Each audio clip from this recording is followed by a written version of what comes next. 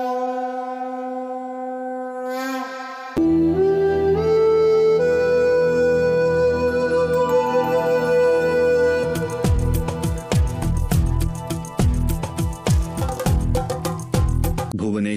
Bhosale palace. सकाळची वेळ आहे. काजल भोसले पॅलेसच्या समोर आली. अहेलीला घेऊन सोबत कॉलेजला जायचं होतं. आज कॉलेजचा पहिला दिवस होता ह्या वर्षाचा. मान वर करून ती ते उंच वास्तू बघते. ते मोठं अवाढव्य गेट ढकलून ती आत जाते. ढोल वाजत होता. काही फंक्शन आहे का आज असा काजल विचार करत आत जाते. सुंदर छान मेंटेन केलेली बाग डोळ्यात भरून घेत ती घराच्या आत जाते. आत गेल्यावर डोळे दिपवून टाकतील अशी वास्तुशिल्प होती. वर सर्वत्र मोठे मोठे झुंबर लावलेले छताला आणि खाली सुंदर बैठक होती. वास्तूला शोभेल असा मोठा सोफा होता. अहेली इतकी श्रीमंत आहे. तिला प्रश्न पडला, पण किती साधी राहणी आहे तिची. एवढी श्रीमंत असून ती माझ्यासारख्या गरीब मुलीशी बोलते. काजलच्या मनात प्रश्न आलाच होता की तिला समोर भवानी मातेची मोठी ब्लॅक मार्बलची प्रसन्न मूर्ती समोर तांबड्या साडीतून प्रसन्न मुद्रेत आशीर्वाद देत दिसते. आपल्या कुलस्वामिनीची आरती करण्यासाठी सर्व परिवाराचे सदस्य जमले होते. मोठ्या जल्लोषमध्ये सर्व एकत्र होते आरती म्हणत. जय रामा जय भवानी कृपाळुवंत परशुरामाची मात आरती ओवाळू मनोभावे. ओवाळू मूळ माया रेणुके आनंदी जय देवी जय देवी. काजल ही आरतीसाठी उभी राहते. समोर दोन कपल होते. काजलनी आपलाच अनुमान लावला. एक जोडपं अहेलीचे आई बाबा असतील आणि दुसरे तिचे मोठे काका काकू. तिची नजर आरिश वर पडते. आरिश तसा दिसायला हंडसम होता. ढोल वाजवताना त्याच्या कपाळावर पडणारे केस तो एक झटका देऊन अगदी लयबद्ध पद्धतीने मागे करायचा आणि त्यावेळी त्याच्या चेहऱ्यावर एक स्माईल ही यायची. तिचं स्माईल काजल टिप्त उभी होती. ढोलच्या ठोक्यावर काजलच हृदय ठोके देऊ लागलं. आरती संपते. काजल मात्र अजूनही अविश्वासात होती. भुवनेश्वरमध्ये हे भोसले परिवार अजूनही आपली संस्कृती टिकवून होते. अहेली सर्वांमध्ये तिथेच उभी दिसली तिला. काजल ही प्रसाद घेऊन निघू असं स्वतःशी ठरवून आरती घेण्यासाठी तिथे थांबते. काजलला अहेलीच्या आई बाबांचा चेहरा दिसला. एवढे श्रीमंत पण चेहऱ्यावर एक गर्वाची रेखा नव्हती. किती साधी आणि जीव लावणारे होते ते. तिचे बाबा लहान. त्यामुळे आरती झाली तशी त्यांनी आपल्या बायको सकट आपल्या भाऊ बहिणीच्या पाया पडले. त्यांना बस कर नको करत दोघांनी मिठी मारली. अरविंद आजची काय काम आहे त्यांनी अहेलीच्या बाबांना विचारले. दादा आज आपल्याला साईटवर जायचे आहे. तिथे का काम बंद झाले आहे त्याची चौकशी करायची आहे. हम्म काही विचार करत ते पुढे निघतात. अहो नाश्ता करून जाहा झालाच आहे. चित्रा ऑंटीनी अहेलीच्या बाबांना मागून हाक मारत म्हटलं. त्या अहेलीकडे बघून तिलाही ब्रका असं बघतात तर ती काजलकडे बघते. तिला पण बोलाव मगच निघा. अहेली लगेच काजलला आपल्या सोबत चल असं बघत टेबलवर घेऊन जाते. तितक्यात आरिश ही तयार होऊन आला. इवान ही तयार होऊन तेव्हाच आला होता. इवानला बघून आरिश लगेच त्याला नमन करतो. त्याला मिठी मारून इवान आज काय प्लान असं विचारतो. काजल त्या दोघांचं बोलणं ऐकतच होती की समोरून मेहर आली. मेहर दी अहेली उत्सुकतेने उद्गारते. मेहरबद्दल फक्तच काजलनी ऐकलं होतं. त्यांच्या कॉलेजमधली ब्युटी क्वीन. टपोरे डोळे, काळे लांब सडक दाट केस, गुलाबाच्या पाकळीसारखे नाजूक गुलाबी ओठ. ती हसली आणि त्यांची सुंदरता अजूनच वाढली. काजल स्वतःशी खुश होती. तुम्ही पण आमच्या सोबत येणार आहात कॉलेजला? आज मी नाही जाणार कॉलेजला. का नाही? आज मेहर आणि इवान कॉलेजला नाही जाणार. चित्रा ऑंटीनी सर्वांना नाश्ता वाढत फरमान सोडला. इवानची अजून काजलला झलक बघायला मिळाली नव्हती. तिला बस त्याच्या कपाळावरचा भुवयांच्या मधोमध लावलेला रेखीव चंदनाचा लाल टिया दिसत होता जो तिची उत्सुकता अजून वाढवत होता. अहेली तिला निघूया असं बघते. आरिश त्यांना मी पण येतो थांबा असं बघतो. पण आहेली तिला ओढून बाहेर घेऊन जाते आणि पळत जाताना म्हणते, लवकर आलास तर बघू. अरिश ही मुलगी ना नेहमी घोड्यावर असते असं इवानला बघतो आणि मला निघायला हवं असं सफरचंद उचलत म्हणतो. इवान त्याला थांबवत म्हणतो, संध्याकाळी यायला उशीर करू नका, घरी पूजा आहे माहीत आहे ना. आरिश डोळे मिचकावत मी कसा विसरेल असं सांगतो.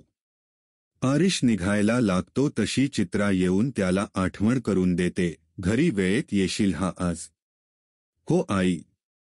आणि आहेलीलाही वेळेत घेऊन ये, उगाच ह्याच्या घरी पार्टी आहे त्याच्या घरी पार्टी होती म्हणून मला कारण नाही ऐकायचे. मागून त्रिशिकाचा आवाज येताच तो तिला बघून मोठी स्माईल देऊन म्हणतो, मोठी आई मला वाटतं आता आमची सर्व करणं तोंडपाठ झाली आहेत, तुम्हाला नवीन करणं शोधावे लागतील. त्याच्या डोक्यावर टप्पू देतात तसा तो पळतो, आहेली मला सोडून जाईल उशीर झाला तर. तो लगेच बाहेर पडायला धाव घेतो. इवान, तुला कॉलेजला नाही का जायचं? नाही आई. आज इच्छा नाही आहे. काय झालं? नाही का? त्याच्या कपाळावर हात ठेवून विचारतात. असंच आई, इच्छा नाही आज. आणि मेहेर पण नसेल जाणार मग तू जात नाही आहेस तर. चित्रा त्रिशिकाकडे गंभीर होऊन बघते, वहिनी, तू विसरलीस का? आज काय आहे? चित्राच्या डोळ्यात भीती होती. त्रिशिका काही आठवून हा करते आणि मग मुलांकडे नजरेने दाखवून त्यांना काही नको सांगायला असं इशायात सांगते. चित्रा ठीक असं बघते. मेहेर असं बघते, हो मी नाही जाणार भाई नाही जात आहे तर. सर्व हसतात आणि मग त्याला म्हणतात, चल मग आज कॉलेजला नाही जात आहेस तर मला मदत कर. आई. इवान काय असं लाडात येत म्हणतो. कधीतरी आई सोबतही वेळ घालवावा, मग तुझी बायको आल्यावर तर तोही नाही मिळणार ना. त्याला चिडवत म्हणतात. मी अजून खूप लहान आहे आई. अजून तर खूप सारी वर्ष मला तुझ्या सोबत घालवायची. मग बघू म्हातारी झाल्यावर जेव्हा तुला काही जमणार नाही ना तेव्हा घेऊन येऊ ना तुझ्यासाठी सून म्हणजे चांगली सेवा करून घेता येईल तुला. हो का? माझ्यासाठी घेऊन येणार का मग तू सून? की आईला जमणार नाही म्हणून स्वतःची सेवा करून घ्यायला घेऊन येणार? इवान ओशाळला, आई तू पण ना. कशाचा अर्थ काही लावतेस? कळतं हा आम्हाला. त्याच्या केसांतून हात फिरवतात. अचानक त्यांच्या चेहऱ्यावरचा हसू काही कारणांनी गंभीर रूप घेते. चित्रा ते बघून तिच्या खांद्यावर हात ठेवून वहिनी, सर्व ठीक होईल असं बघते. त्या असं बघतात. त्रिशिकाला घेऊन चित्रा बाजूला होते. वहिनी, तुम्ही का काळजी करत आहात? तू कशी विसरतेस चित्रा, आज काळी अमावस्या आहे. मला सर्व लक्षात आहे वहिनी आणि गुरुजींनी सांगितल्याप्रमाणे आपण काळजी घेत आहोत ना. उलट तुम्हीच इवानला कॉलेजला पाठवत होतात. ते तर झालं मी आधीच त्याला कॉलेजला जायचं नाही म्हणून सांगितलं. हो ग चित्रा, मी विसरलेले. गुरुजींनी सांगितलं होतं इवानला आज घराच्या बाहेर नाही जाऊ द्यायचं. मेहेरनी त्यांचं बोलणं ऐकलं. भाई, काळी अमावस्या म्हणजे काय? मला काय माहिती? तितक्यात गुरुजी तिथे आले. बेटा, काळी अमावस्या म्हणजे एकाच महिन्यातली दुसरी अमावस्या. गुरुजींना बघून मेहर आणि इवान त्यांना नमन करतात. पण मग ह्याचं इतकं का कौतुक गुरुजी? कौतुक नाही आहे. आजच्या दिवशी सर्व वाईट शक्ती जास्ती प्रमाणात ऍक्टिव्ह असतात. त्यांना जास्ती एनर्जी मिळते आणि त्यामुळे त्यांची ताकद जास्ती असते. आज त्यांच्यापासून वाचण्यासाठी म्हणून आज आपण यज्ञ ठेवले आहे ना घरी. मेहेर अच्छा असं बघते. गुरुजींना बघून त्रिशिका आणि चित्रा येतात. मी सांगितलेली सर्व सामग्री आणली आहे. हो, सर्व तयारी करून ठेवली आहे. गुरुजी अंगणात सर्व काही घेऊन यायला सांगतात. ते सर्व पूजेची मांडणी करायला आणि बाकी तयारीमध्ये लागतात. चित्राजी भोग तयार आहे ना? हो गुरुजी. किती वाजता सुरू करायची आहे पूजा? जसा जसा चंद्र आकाशात वर येऊ लागेल आपण पूजेला आरंभ करू आणि जेव्हा तो आकाशात उंच बिंदूला पोचेल तेव्हा इवानकडून पूजा करून घ्यायची आहे. चंद्र दिसणार नाही आपल्याला त्यामुळे वेळापत्रक बघावे लागेल. त्या ठीक आहे असं बघतात. मेहर आणि इवान तिथेच होते. भाई तुला अशी स्पेशल ट्रीटमेंट का? मेहरचा प्रश्न त्रिशिका ऐकतात. बेटा इवान ह्या घराचा मोठा मुलगा आहे ना म्हणून तो पूजा करणार. त्रिशिकाचं उत्तर ऐकून चित्रा तिला बघते. मेहर आणि इवान निघून जातात तशी चित्रा म्हणते, वहिनी किती दिवस आपण सत्य लपवून ठेवणार आहोत मुलांपासून? मला नाही माहिती चित्रा, आता तर मला भीती वाटायला लागली आहे. इवान 18चा झाला आहे आणि आज काळी अमावस्या आहे. भीती वाटत आहे मला. आज काही अभद्र नको व्हायला. त्रिशिकाजी तुम्ही इतकी काळजी नका करू. आज फक्त इवानला कुठेच बाहेर जाऊ देऊ नका आणि आजची पूजा सफल झाली म्हणजे त्याच्यावरचे संकट कमी होईल. सर्व हम्म असं बघतात. संध्याकाळी इवानला फोन आला आरिशचा. दादा. आरिश कळवत होता. आरिश. काय झालं? इवान त्याचा आवाज ऐकून काळजीत विचारतो. दादा. वाचव. आरिश कुठे आहेस? तू सांग मला मी आलो तिथे लगेच. कॉलेज. अरे तुम्हाला घरी यायला सांगितलं होतं ना. अजून तिथे काय करताय? थांब तिथेच मी आलो. इवान आपलं जॅकेट घालतो आणि बाईक काढून कोणाला कळायच्या आधी कॉलेजला निघतो. कॉलेजला पोचतो तर बघतो काही जण मिळून आरिशला मारत होते. त्याला घाबरलेली आहेली दिसते. आहेली, काय चाललंय? दादा. बघ ना हे सिनियर उगाच आम्हाला त्रास देत होते. आरिश दानी विरोध केला तर सर्व मिळून त्यालाच मारत आहेत. दादा प्लीज काही कर. आहेलीला आपल्या मागे करत इवान मोठ्याने ओरडतो. समोरची सर्व त्याच्याकडे बघू लागतात. इवान आरिशला त्यांच्या घोळक्यातून बाजूला करतो. हिम्मत आहे तर आता हात लावून दाखवा. मागून त्याच्या खांद्यावर कोणाचा हात पडतो. तो त्याचा हात पकडून त्याला तसाच समोर ओढून फेकतो. आरिश त्याच्या पाठीला पाठ लावून उभा होतो आणि जय भवानी चा जल्लोष करत तो त्याच्या समोरच्या मुलांवर तुटून पडतो. एका क्षणी त्याच्या डोक्यावर वार होतो आणि आरिश खाली कोसळतो. त्याच्या डोक्यातून रक्त आलेले बघून इवानच्या डोळ्यात रक्त संचारलं. त्याचे डोळे सूर्यासारखे आग ओकणारे पिवळे झाले. आणि पुढचा मागचा कोणताच विचार न करता तो त्याच्या समोर येईल त्याला मारायला लागतो. त्याच्या अंगात नवीन शक्तीचा स्रोत उत्पन्न झाला होता जणू. तो ज्या अमानुष प्रकारे एकेकाला मारत होता. आहेली घाबरली. इवाननी त्या मुलाचा गळा हातात पकडलेला आणि त्याचं डोकं एका हातात होतं. तो आता त्याची मान मोडणार ते बघून थरकाप उडून आहेली जोरात ओरडते, दादा. नाही. आहेलीची हाक ऐकून इवान परत वास्तवात येतो. समोरचं दृश्य बघून तो घाबरतो. 10 ते 12 मुलं बेशुद्ध पडली होती समोर. त्याच्या हातातला मुलगा हात जोडून त्याला मला सोडून दे अशी विनवणी करत होता. इवान त्याला सोडतो. आरिशला बघतो आणि त्याला घेऊन ते गाडीत बसतात. आहेलीला घाबरलेली बघून इवान तिच्याशी नजर मिळवण्याचे टाळत होता. गाडी घराकडे घेतो इवान. दादा. काय झालं होतं? मला कुठे काय झालं? तू त्या मुलांना किती मारलं? ती मेली असती तर. आहेलीच वाक्य ऐकून इवान तिला बघून म्हणतो, मी मारलं त्यांना. हो मग? एकाला धरून मारलंस? मला आठवत का नाही आहे मी मारलं त्या सर्वांना तर?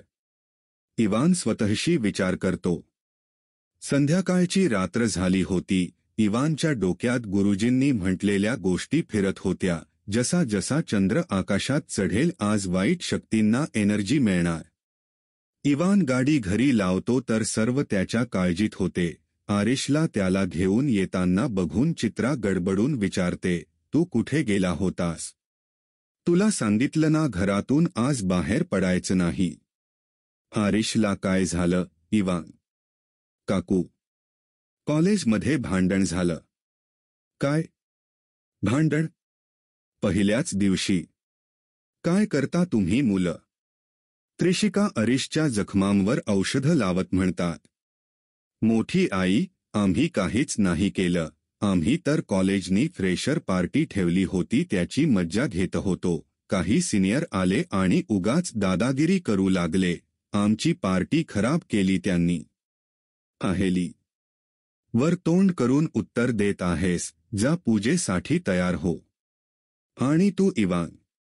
त्रिशिका त्याच्याकडे रागाने बघतात. तुला मी सांगितलं होतं ना, घराच्या बाहेर नाही निघायचं. सॉरी आई, इवान हताश बघतो. मी आरिशची मदतीची हाक ऐकून सर्व विसरलो. चल जा आता कपडे बदल आणि पूजेसाठी तयार होऊन ये. इवान हो म्हणून निघतो. इवान आपल्या खोलीत जाऊन कपडे बदलायला जातो. जॅकेट काढून तो आरशात स्वतःला बघतो. पोटात कशी काय काच रुतली होती. रक्ताने शर्ट लाल झालं होतं. तो हात लावून बघतो तर दुखतं म्हणून तो हात काढतो आणि परत बघतो तर त्याची जखम ठीक झाली होती. तो अविश्वासात आपल्या हाताला बघतो. हाताला तर रक्त अजून तसंच होतं, म्हणजे तो शुद्धीत होता. त्याला लागलंही होतं, पण आता त्याच्या पोटावर ना रक्त होतं ना जखम.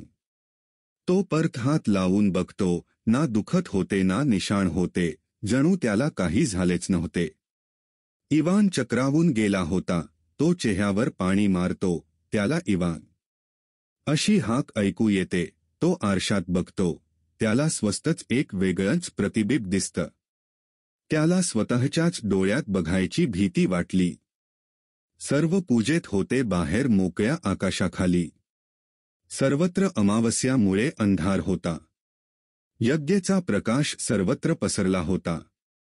इवान येऊन बसतो. आहेली त्याला बघते. लाल पितांबर नेसून, त्याच्या कपाळावर ते लाल चंदनाचा टिळा. आत्ता तो जितका शांत दिसत होता काही वेळापूर्वी तो कोण्या शैतानाहून कमी नव्हता. इवान तिला बघून स्माईल देतो. आहेली ही त्याला जबरदस्ती स्माईल देते. पूजा संपन्न होते तशी गुरुजी त्याला हाताला पूजेचा मंत्र उच्चारांनी बांधलेला धागा त्याच्या मनगटावर बांधतात आणि त्याच्या गळ्यात लॉकेट घालतात. इवान बेटा, ह्या लॉकेटला आपल्या गळ्यातून कधी वेगळं नाही करायचं. तो त्यांच्या पाया पडत होकार देतो. त्रिशिकाच्या चेहऱ्यावर अजूनही काळजी होती.